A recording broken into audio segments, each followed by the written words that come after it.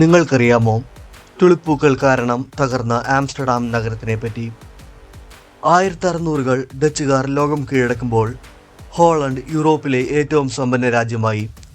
തുർക്കിയിലേക്ക് കച്ചവടത്തിനായി പോയ ഡച്ചുകാർ തിരിച്ചു വന്നപ്പോൾ അതിസുന്ദരമായ ഒരു പുഷ്പം കൊണ്ടുവന്നു, ടുളിപ്പ്. യൂറോപ്പിൻ്റെ മണ്ണിൽ അവ വളർന്നു. അതിൽ ചില ടുളിപ്പ് ചെടികൾക്ക് വൈറസ് ബാധയേറ്റു. വൈറസ് ബാധയേറ്റ ടുളിപ്പ് ചെടികൾ ബഹുവർണ്ണങ്ങളിൽ പൂക്കൾ നൽകി. സ്വാഭാവികമായും അവയ്ക്ക് ഡിമാൻഡ് വർദ്ധിച്ചു. ഊഹക്കച്ചവടക്കാർ കളിക്കളത്തിലേക്കെത്തി. ഒറ്റ മാസം കൊണ്ട് ടുളിപ്പിൻ്റെ വില ഏകദേശം 20 ഇരട്ടിയായി വർദ്ധിച്ചു.